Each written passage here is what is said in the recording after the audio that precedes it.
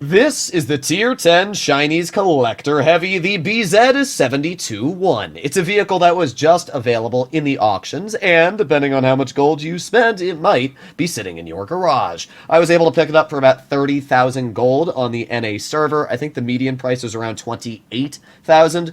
I don't think that's an awful amount of gold to get a tier 10, especially because it's not in crates, and also especially because I have really been enjoying this vehicle. I think it's a much better and more well-rounded version of the BZ-75, and in today's video, I'll be letting you know everything you're going to want to know about it, whether you are planning to fight against it on the battlefield or take hold of it yourself. So let's start off with the armor, because that is on a separate tab. So we can see the armor here, and it's being looked at by a BZ-75. Now, I first wanted to showcase the Chinese rocket boosting tech tree heavy and the weak spots that it has. You'll notice the roof has three big weak spots, 160 mils thick, 220, and 160. That means even if you're using gun depression, these hatches will always be weak spots and 100% pens, basically to any standard ammo. And if you load gold, yeah, I mean, you are never going to struggle to pen those hatches. Not only that, but if you have enough heat pen, you can actually cut through the cheeks of the vehicle. If you're in a vehicle that has upwards of 330 to 40 mils of heat pen, the tank is just going to get buttered through this lower half. And even if you turn the turret to the side a little, because it's not a rounded design, you're buttering through it. So we can see that the BZ-75 definitely has weaknesses. Now, the upper plate's very strong, but so is the upper plate on the BZ-72-1. First of all, you'll notice that it's a rounded turret. This is what it looks like loading heat. Do you see a difference? I don't. Literally, the armor is the exact same. Even if you turn the turret to the side, you can see how much stronger it is compared to the BZ-75. And the upper plate is way better. It's 340, upwards of 350. And because it's not an angular design, where if you angle in this vehicle, we can see it becomes weak. In the BZ-72, it doesn't. So you can angle and you can poke like this, and it's actually going to be super hard to pen. And the best part is using gun depression. I mean, look at that. That is insane. You can't pen it anywhere. There's not even a slight weak spot on the turret hull down, apart from the big blaring ones being the hatches. Now, the hatches are pretty weak, 165, just like the 75, but they are quite a bit smaller. And you can see how much smaller they are actually in garage here. When this vehicle is using its gun depression, those are going to be quite hard to hit. In fact, I don't think I've been hatched yet in this tank, where the BZ-75, you're going to be hatched almost every single game. Just because of that alone, I like this tank more. Being able to sit hull down, being able to use the armor more effective, allows this tank to be super capable. But it gets better because the gun on this tank is a lot better. For example, the BZ-75 gun, 0.37 dispersion, the vehicle has 2,400 DPM, and this tank has basically the same loadout as we can see, same DPM, everything when it comes to the food, is sitting at 2,500. So it's not only got better DPM, but its dispersion at 0.36 is better. The aiming time is also better on this vehicle, and that's even with me running less aiming time equipment.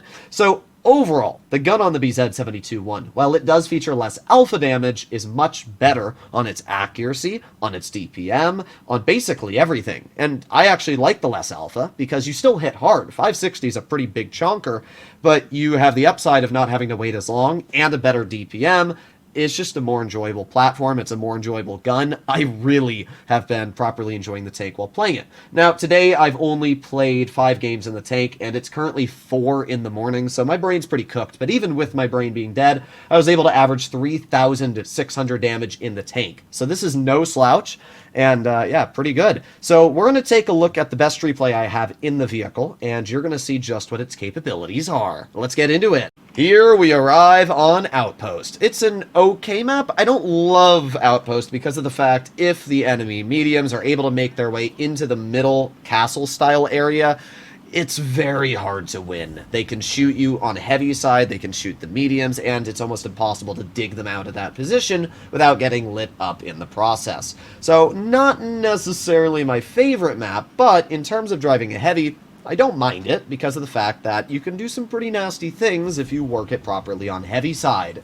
So we're going to see just exactly what we can do. Now, obviously, this is a rocket boosting vehicle. If you didn't know that by now, I'd be quite surprised. I am running a turbocharger on the tank, not only to get that rocket speed increase, but to also get much better reverse speed. The tank goes a base of 15, so if you are able to put it in the mobility slot, it can reverse upwards of 19. Now, as you noticed in my garage, I have 0 field modifications unlocked, so I don't even have the mobility slot.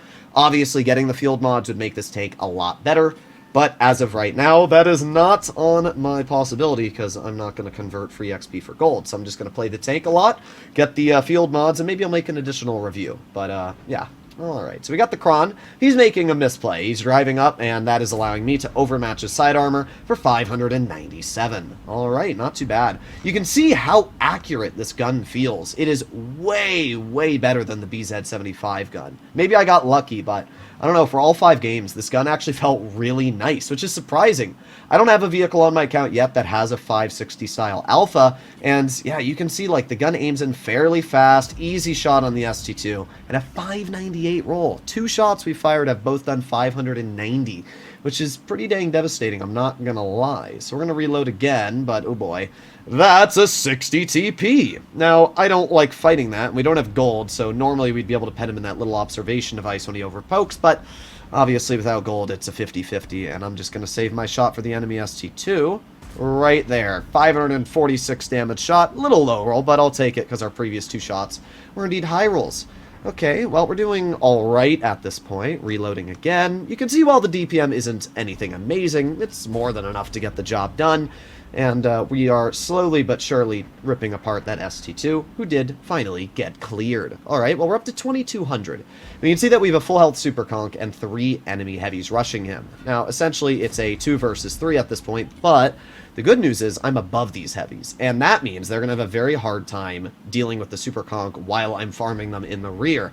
They're not going to enjoy this all too much. So I'm going to aim it on the 60, hopefully help my teammate. There you go. Nice 650 roll. That is an absolute juicer right there. And just like that, we are up to 3,400 damage. All right, well, let's reload again, and bonk. There you go. Another nice shot, 597, bringing us up to 4,000 at this point. Not really sure why the enemy boss Chatillon pushed over here. Massive, massive misplay from this player here. So we're going to aim it on the rear of the bat, chat, aiming, and shell hits him in the track. I mean, I'm not going to complain because we got him tracked, which got him literally nuked, but it's also very, very unfortunate that we didn't get a damaging shell in the process. Oh well, we're going to aim it on the ball Chatillon, and bye-bye. I'll take it. 1,500 assistance plus the 4,300 dealt brings us up to 5,800 combined. Alright, we're going to go low, and let's see. We got the BZ-72. We're not spotted, so he doesn't even know I'm looking at him. Get an easy bonk into his vehicle. Now the Kron's on my rear. I'm going to put on my rocket boosts, and I'm going to get around the corner so he doesn't hit me. Nice. Okay, we do get hit for 470, but it's not the end of the world. As long as we're able to get out of that situation before it becomes any trouble, we are all A-okay. Alright, well, we're up to 5,000 damage now, which is pretty good, and we still got 2 rocket boosts left. Now, this vehicle has 5 rocket boosts, and I swear, I might be wrong, but I swear the BZ-75 is 6, so that might be a slight downside. But let me know in the comments if I'm wrong. What I will say is that this vehicle has a much better power-to-weight ratio than the BZ-75, which makes it quite a bit more enjoyable to use in most situations. So here we go, rocket boosting away, full speed and done. All right, well, there goes 1 rocket boost. I'm glad that we were able to save them because we're using our final rocket boost right now, 51 kilometers per hour. Alrighty, too bad I don't have that mobility slot unlocked because we'd be going upwards of like 54, 55, but oh well. We have a Leopard spotted. We know they have 2 grills in the back. They have another Leopard, and, well, the AMX isn't too much of a problem. We also know they have the grill, or not the grill, the Conqueror gun carrier. But that's not too big of a problem, because the Arty's most likely either behind the enemies in... Well, I just realized my camera was blocking the mini-map, but I guess that's not the end of the world. But either way, there you go. It's very likely that the Arty is either where we can see him spotted at the 0 line there, or all the way down at this spot here is very possible as well. So we're going to make it wide. I was thinking about shooting the Arty, but at the same time, the Leopard's right here. He hits me, but we snap him back for a nice 580, breaking the 5,000 damage mark at this point. Okay, not too bad. Let's reload again. And we got the grill. Okay, reloading, and a bonk. Nice. A little unfortunate we didn't have an HE shell loaded, but I can't really complain too much. That broke us over 6,000 damage, which is a really, really nasty chunk. We still have enough health to take a shell from the leopard, and not enough to take a shell from the grill, so I was a little nervous he might kill me here, especially because he was starting to look towards me, but thankfully the STB finishes him off. Because what I want to do is I want to bonk this leopard here. There you go, nice 537. And the game is indeed over. Well, we get killed by the AMAX, which is a little unfortunate. But, hey, 6,500 damage, dealt 1,500 assisted. That is almost 8,000 combined, so pretty dang dangerous. Let's take a look at the post-game results. Taking a look at the post-game results, this was a pretty solid game. Not only did we get a first class, but we were also able to deal 6,500 damage. I personally have really been enjoying this tank. And I enjoy the BZ-75, but this vehicle just feels a lot better. The armor profile in the majority of situations you play is much more flexible due to the well-rounded turret and much smaller hatches. When you pair that with the fact that this vehicle has a better power-to-weight ratio, more DPM, and a more accurate gun, it just feels so much more flexible. So I really, really enjoy this tank. Some people might agree, some people might like the BZ-75 more, but yeah, I really enjoyed playing this tank, and it's actually one of my favorite tier 10 heavies, I'd say, at this point. So let me know in the comments what you guys think. Either way, hopefully you enjoyed today's video. If you'd like to see more like it, please consider smashing that subscribe button down below, and I'll see you in the next one. Bye-bye.